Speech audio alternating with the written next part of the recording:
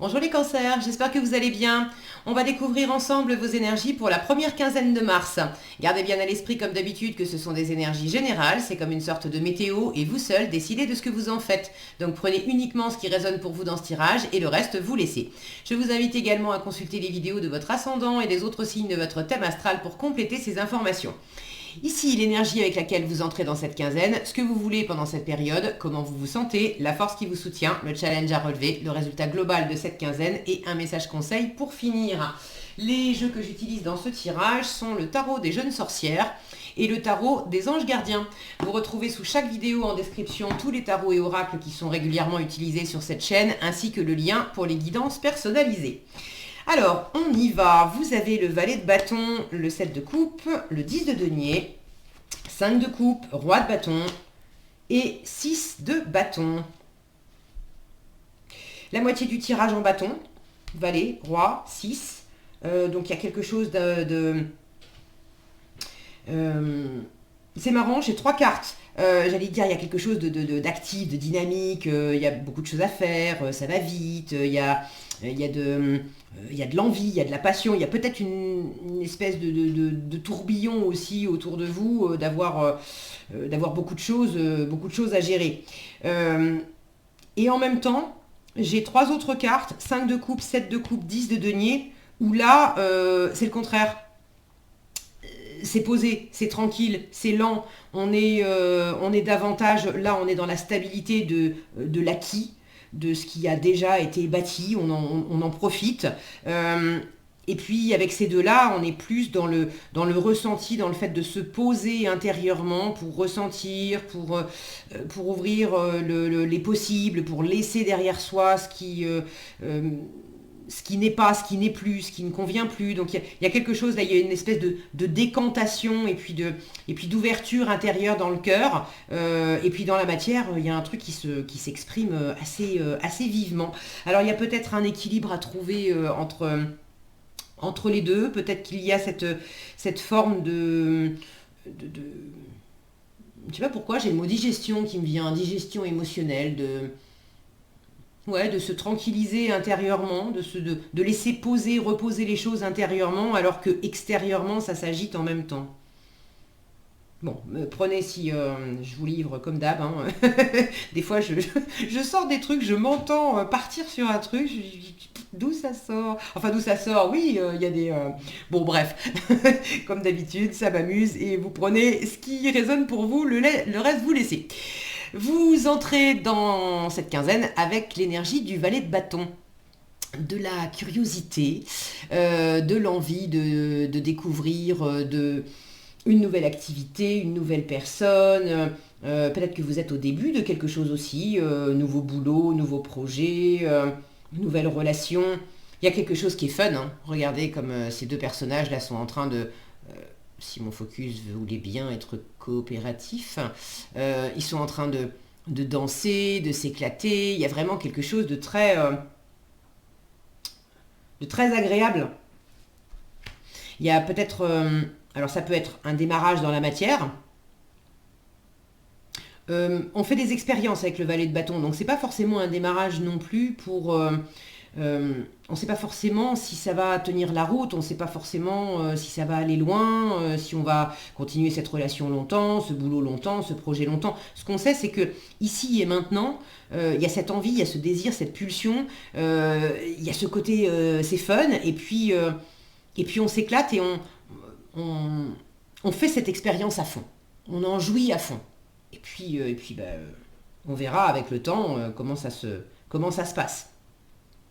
Ça peut être, donc dans la matière, ça peut être aussi intérieurement, d'avoir comme une espèce de montée de sève, un dynamisme nouveau, une envie nouvelle, de bouger, de vous lever le matin, de rencontrer des nouvelles personnes. Il y a des moments où on ne saurait pas forcément trop expliquer, on se sent un peu dans l'apathie ou drainé dans nos énergies, on aurait bien envie, dans notre tête on a des envies, mais alors le corps, le cœur, ça ne suit pas, on est au ralenti. Et puis il y a d'autres moments où tout d'un coup, un matin, on va se lever, une mouche nous a piqué, on ne sait pas d'où ça sort, on a la patate, on a envie de bouger, on a envie de voir du monde, on a envie de faire des trucs, et on trouve tout d'un coup l'énergie comme si, au miracle, le réservoir était plein d'énergie, alors qu'hier, hier il était vide. Donc il y a quelque chose de cet ordre pour vous les cancers. Il y a un truc là qui est animé, qui est joyeux, qui vous fait du bien et qui vous donne envie d'aller de l'avant. Ce que vous voulez, ben vous voulez ouvrir les possibles avec le 7 de coupe.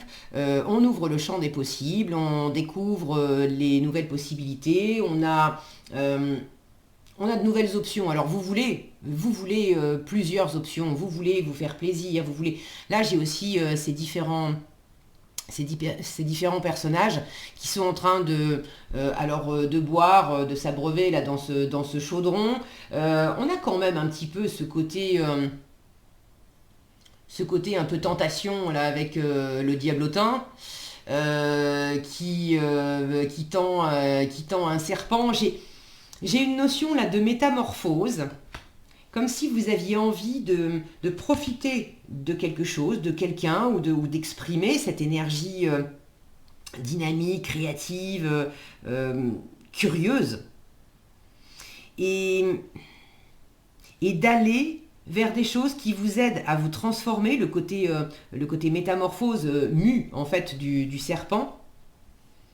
Peut-être même d'aller vous frotter à des choses qui sont un petit peu piquantes, un petit peu sulfureuses, sans aller dans je sens pas ce côté diablotin comme étant quelque chose de toxique, ou voilà, mais il pourrait y avoir un petit quelque chose de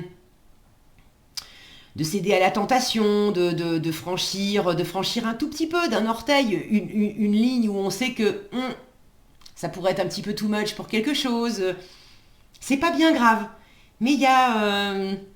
j'ai cette idée de céder à la tentation, y compris en allant sur un terrain qui peut être un petit peu subversif, un petit peu challengeant aussi. Peut-être que c'est le côté aussi un peu too much. Le diable, son terrain de jeu, c'est la matière. Et peut-être qu'il peut y avoir un petit côté too much dans la matière, parce que vous avez ce roi de bâton en challenge. Et regardez l'image, la représentation de cette carte. Il y a le côté ça va vite, ça va fort, on se prend une tempête de grêle sur la figure. C'est le roi de bâton. Alors c'est pour signifier que vous avez de la force, vous avez la force de faire face aux éléments, de faire face à ce qui se présente. Mais là j'ai quand même cette notion d'avoir une espèce de puissance qui peut vous chahuter. Donc il y a peut-être quelque chose là qui dans la matière qui est un peu trop. Est-ce qu'il y a un peu trop de travail? Est-ce qu'il y a le roi de bâton, il est à fond dans le boulot, il est très actif, il est très dynamique, mais quand on l'a en challenge, ça peut être trop. Il y a quelque chose qui peut être mal canalisé dans cette énergie vive. D'ailleurs, le valet de bâton aussi, il peut y avoir un côté brouillon dans le valet de bâton où on est dynamique, on est animé, on a plein d'envie, mais ça peut aussi partir un peu dans tous les sens. Alors, il y a peut-être cet aspect-là, peut-être un peu de fatigue aussi, de vous sentir, d'avoir envie. Là, j'ai quelque chose de l'ordre de la découverte et puis du fun. Et c'est comme si tout n'était pas si fun que ça. C'est pas que c'est, une fois encore, hein, je sens pas quelque chose de mauvais ou désagréable, enfin de véritablement toxique, pas fait pour vous. Peut-être une question de dosage, de pas aller trop vite, ou de pas vous précipiter trop vite, de pas dire oui trop vite à quelque chose qui semble tentant, de prendre votre temps, de faire des expériences et de pas peut-être vous engager trop vite. Là, ça peut me montrer aussi que là où vous êtes en train de faire des expériences avec un niveau de valet, donc on est au démarrage, dans la découverte, vous n'êtes pas encore dans la maîtrise avec le roi qui gère.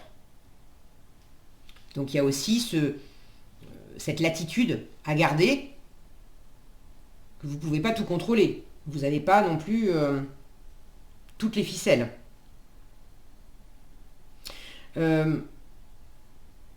Soit vous voulez aller trop vite, soit il y a quelque chose qui va trop vite dans votre environnement. Le roi de bâton, c'est peut-être une autorité extérieure aussi, qui vient vous bousculer un petit peu pendant cette quinzaine.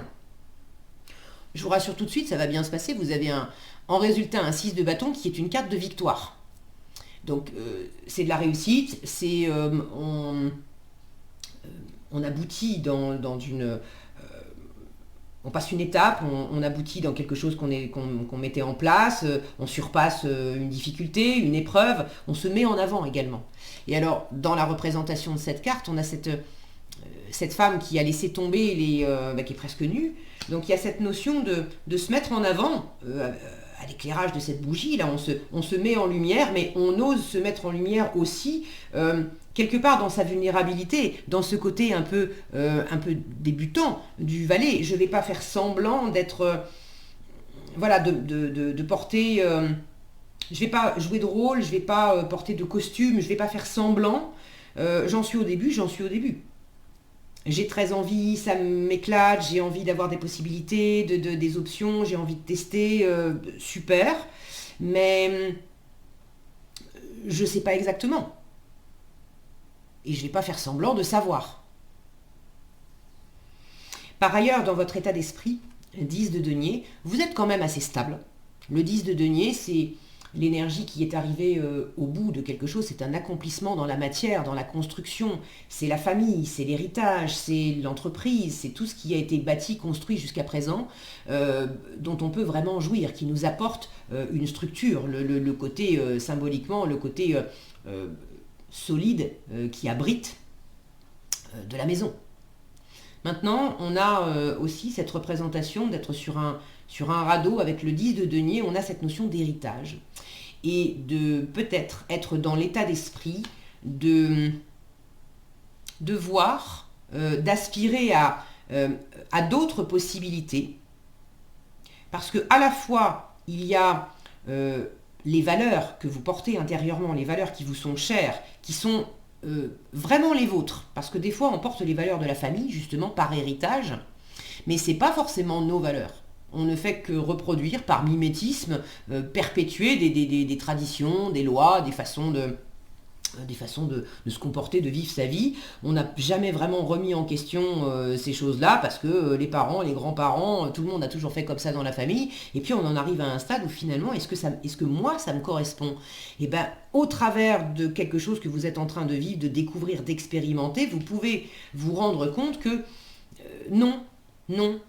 Il y a des choses que j'ai envie de quitter. J'ai pas envie de tout quitter, mais de garder certaines valeurs qui sont vraiment à moi, qui me sécurisent, qui font partie de ma construction, de mes fondations, et je les aime et elles me conviennent. Et puis il y a celles que j'ai envie de quitter en fait, parce que ça me va pas.